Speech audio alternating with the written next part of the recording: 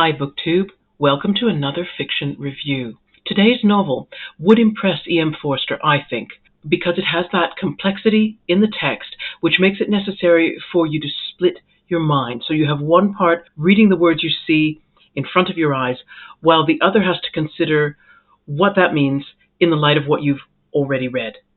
I had to make 3 attempts at the opening chapters, plus seek a little bit of guidance online before I felt oriented and less uncomfortable with the unusual shape and language in this story. But when I reached the end of the book, I found myself in complete 100% agreement with Sheila Rogers. Now, Sheila is the host of a very well-known Canadian broadcasting company book podcast called The Next Chapter. And in Sheila's opinion, this novel is exactly the sort of new writing voice that readers always hunger for.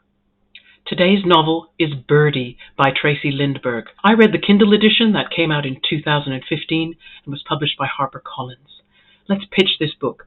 If you came from a good home, a home where you felt you belonged, where you felt safe and you felt loved, then you know how that stabilizes and grounds you, how it sets you up to move forward. But if you came from, let's be diplomatic, and it's complicated home or worse, then you know that it takes time and often the help of good friends before you can put down emotional roots, and your eventual definition of home might have nothing to do with where you grew up. Tracey Lindberg's novel centers on this theme of recovering from the experiences which happen in damaged homes. What makes this novel more impressive is that Birdie has something to say about home on multiple levels, asking not only how does a person recover when their immediate family is damaged, but also how does a cultural group recover from the damage of colonial imperialism, and how does the natural world recover from the effects of environmental pollution. We'll talk through the physical details now. The Kindle edition is 196 pages long. Now, I obtained this where you obtain all Kindle books from. Yeah, but to be truthful, I wish I had more room for physical books because I was attracted to the cover art on this novel, which is a painting titled Modern Girl, Traditional Mindset, made by Cree Nation artist George Littlechild. The novel's author is also First Nations. Tracey Lindberg grew up in northern Alberta as part of the Kelly Lake Cree Nation. There are aspects of her life, bear in mind, which are reflected in the protagonist's story. When she writes about the work it takes to recover, she is speaking from experience. During the 1990s, when she was studying for her law degree, she often found herself drafting stories instead of taking notes. Friends who read her work felt that there was something about her voice that needed to be preserved and also made public. Their encouragement helped Lindberg decide to seek publication. HarperCollins accepted the manuscript for Birdie and published it in 2015. In 2016, the book was longlisted for the televised annual book competition Canada Reads. Tracey Lindberg now teaches Indigenous law at Athabasca University and the University of Ottawa, but she's hinted in more than one interview that she feels she has more stories to tell. It's important for us to talk about the setting. The novel is set in Western Canada, partly in northern Alberta, and partly on the coast of British Columbia, which is where I grew up. I would say the book makes an assumption that readers will have experienced that particular wild landscape, which you can see here in all my photos, by the way. You'll recognize this one. This is the cover photo that I have on my YouTube channel. If I read this quote from page 14, maybe you'll begin to get an idea. One time, Letty took her and the kids to the Seashell Inlet, and while the kids ran around playing, Bernice took in the water, the mountains, and the air. The air smelled so clean. She had forgotten the smell of air, water, animal, and life. That last sentence won't mean much if you've never seen the British Columbia coast. I think Bernice's mother, Maggie, tries to pin down her feelings about the same location on page 195. So here's another quote. The place was bigger than she had imagined, with the same trees and coastline that she saw on the TV, but no flat picture could do justice to the feeling of the land. She hadn't traveled much, but had been enough places to know that this was not always the case. She felt something move in her when she was on that land, something powerful, joyous, and horrific at the same time. Throughout the book, old trees are talked about and visited. The Cree Nation characters refer to these as Pimataswian. Now, Pimataswian is not the Cree word for tree. It refers more to the concept of good living. But because the word gets associated with the trees become focal grounding points for individual characters, for families, and for communities. These trees and their meaning are setting aspects which really matter. Let's talk about the narrative viewpoint and the narrative voice. If I were to describe the narrative viewpoint in a single word, it would be aerial. And I mean aerial as in like a bird. Bernice, the protagonist, is nicknamed Birdie. We learn early on that Bernice has inherited her mother's bird-like bone structure, but it becomes clear that those bones and the flesh that covers them are also a cage which is holding a bird-like spirit. What Bernice comes to learn is how to fly out from herself. And there are many suggestions in the text that she can live out of body, visit other places, and in particular, she revisits her past. The narrative voice also includes an anonymous, slightly comic storyteller whose tales you gradually learn to align with Bernice's story, and so you recognize her as the protagonist of these stories, the owl with its preternatural sight. And I'll quote a portion. That's the thing about the owl. She's not like other birds, that one. She will sit there and eyes open or closed. You know that one knows you are there.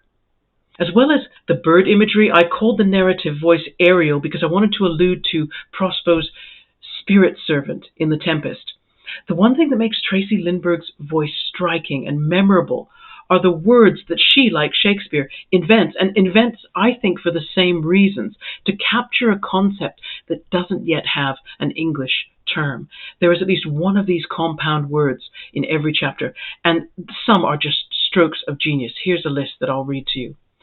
Think feeling, smile snarl, rage member, grief anger, woman gathering. Fantastic, fantastic words.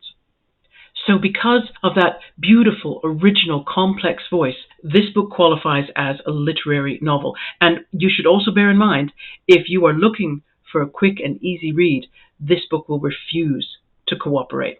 I talked about needing to reread the first chapters a few times over. I admit that the rereading was frustrating initially, but that's because I approached it the same way I talked about approaching religion when I was younger. If you watch the previous video, the nonfiction review about Neil McGregor's Living with the Gods, you remember I compared myself in my youth to George Eliot's character Dorothea Brooke in Mid-March. You know, I was all uptight and intent and needing to get this right and get it done. And you can't bring that spirit to Birdie. Birdie is a book that literally asks you to lie down with Bernice Mitous and dream for days. Once you accept that, the book completely transforms, as the protagonist herself does. Now, also, sentence fragments are a big part of Lindberg's style in this book. You will often find that a long sentence will be broken up into 3 or 4 fragments, each separated by a full stop. And that was another thing, yes, that frustrated me at first, until I recognized them as another indication of the pace that I should be traveling through the text, which is much slower. As long as you slow down and you go at the speed of dreaming, you'll be fine. Is there problematic content in this book? Yes. There are descriptions of sexual abuse of children, of alcohol abuse, domestic violence, and child neglect. And that's not a complete list. Birdie is a novel that the author herself found very painful to write, and at times she admits that she had to take breaks from writing for self-care. So please be advised that you should be emotionally prepared for trauma. What is the context of that problematic content? I'm going to read this quote from the opening of chapter 2. She feels a caress on her cheek, a cool hand on her warm brow, and hears the gentle hoot hoot, hoot hoot of kokokohau. She dreams. Ah, so it is night, after all. Looking into the sleep mirror, she sees talon scratches on her face. Imagine Birdie the novel as a mirror that we see first as broken, with all the little pieces of glass mixed up on the floor. Bernice Mitous, the protagonist, takes a decision, or maybe the decision is taken for her. I think there's certainly the possibility of discussion there. Whichever it is, she stops everything else she is doing to gather up those pieces in a dream format. And so she's picking up scenes of where and when and with whom she lived as a child and young adult. The pieces have sharp edges because almost all of them have caused her pain, and it is a slow and painful process to reassemble the mirror so that Bernice can take a look at herself, at the new self-image and the new sense of wholeness that she achieves through that difficult process of recovery. Finally, any suggestions for related or follow-up reading? Personally, I don't know how I'm going to follow up Birdie right now. It is one of those books that I know is going to stay with me for years because it was so satisfyingly complex, so fresh. I will just keep a lookout for Tracey Lindberg's next novel. Okay, review done. This is your sneak preview of what is coming up next on Heather Reads. We're due for another Middlemarch meditation, of course. My next work of fiction will be a novel titled At Dusk, written by the 2018 winner of the Emile Guimé Prize, who is South Korean.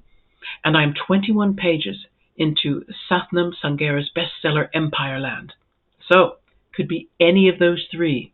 Look forward to seeing you all again soon. Thanks for joining me, everybody. Take care. Bye-bye.